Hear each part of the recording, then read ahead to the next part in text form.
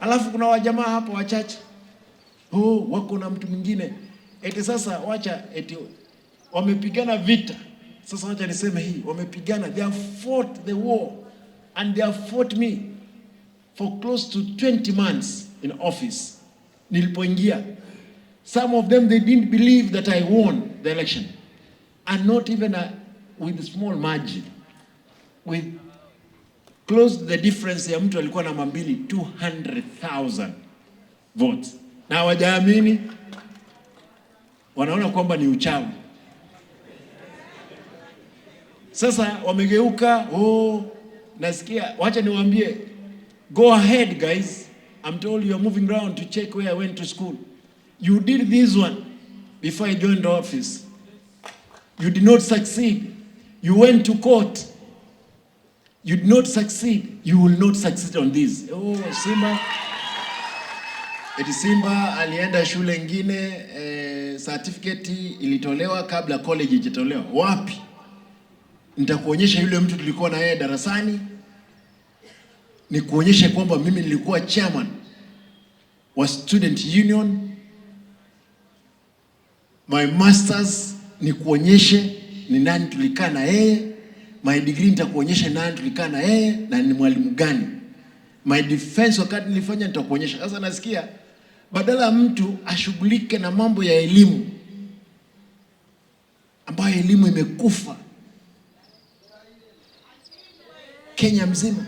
Sasa wanadanganyana. Wanadanganyana, wewe angalia university kama papers. My papers are clean. Wacha kuwa na uoga bwana. Wacha mambo ya ugavana. Mungu akipenda nchi hii tutaiongoza siku moja.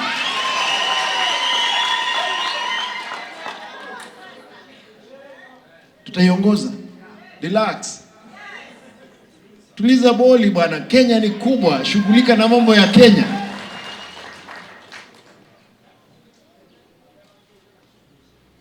Na mimi sisemi hii kwa sababu mimi ni Simba. Hawa watu wamenipa nguvu. I'm not appointed, and they should understand kwamba it was a vote elected by the people of Kisii. And I want to dare them, kwa sababu mimi nimejaribu ndio nimekuwa gavana. I want to dare them, hata wacha waulize kiti cha ubunge kule Nairobi, wakishinda basi na mimi nitawaheshimu. Nimekuwa mbunge mahali ambapo wa Kisii tuko 14,000 peke yake. Wajaluo 20,025. Wakikuyu 20,035. Waluya 39,000 registered voters. Mimi ni sisi wa Kisii 14,000, Wakamba 11,000. These are the small tribes. 11 again around 13,000, totalizing to 152,000. Sasa wewe unakuja hapa actually kura watu wengine walipata ni kama ile nilipata kama mjumbe Nairobi. Raundi hii wacha sasa niseme Mungu anapenda miaka 3 ibaki.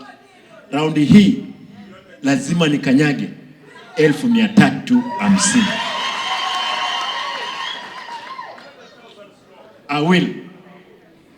Kwa hivyo mtu akija kuja tukipigana, ukinishinda nitakubali, lakini utanishinda wapi? Nikiwa kwa ofisi. Kama niliingia nikapigana na watu walikuwa kwa ofisi nikashinda wao, ni leo. Wakati nilikuja sikujua watu, sikuwa najua wangwana kwa majina. Leo nitakwambia huyu ni fulani, huyu mtu sikuwa najua yeye. Sikuwa najua watu hapa. Huyu mtu peke yake ndio nilikuwa najua kwa sababu alikuwa ODM.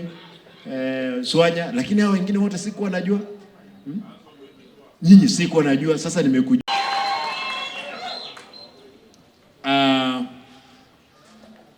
Kwanza nataka nichukue nafasi hii, Mheshimiwa Karidhi, nishukuru for your kind words. And I'm happy and I want to promise I'll be in Meru. Hii dunia bwana, tumezaliwa na mama mmoja. Na hii lazima wengine tukanyagane ndio tupike mbele. Kwa hivyo I'll be in Meru, I'll be in Garissa, I'll be in Bura, I'll be in Isiolo, I'll be in Transmara, I'll be in Western, I'll be in Central, I'll be everywhere to make sure we have brought our people and we have given them hope. There is no another shortcut. We must make sure our country merges again among the best countries in this world, as it was the case na mambo ya boda boda. When I came to Kisii, Mheshimiwa, nilikuwa na ndoto, we have 96,000.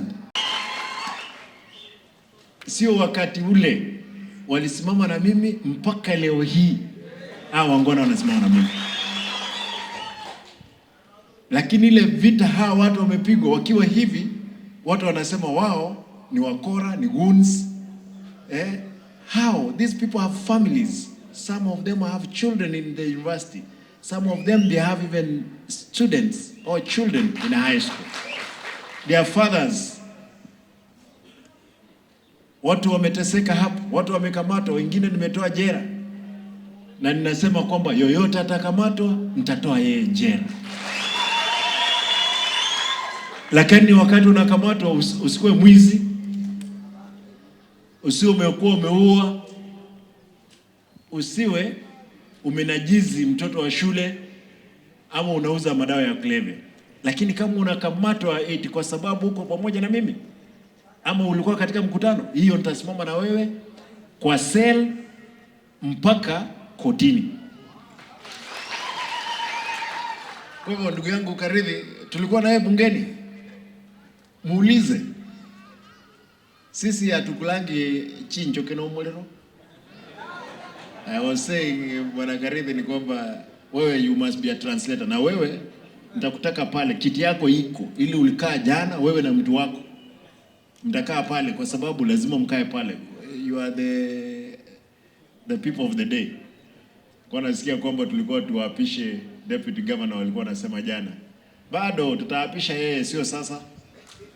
Wewe kaa hapo.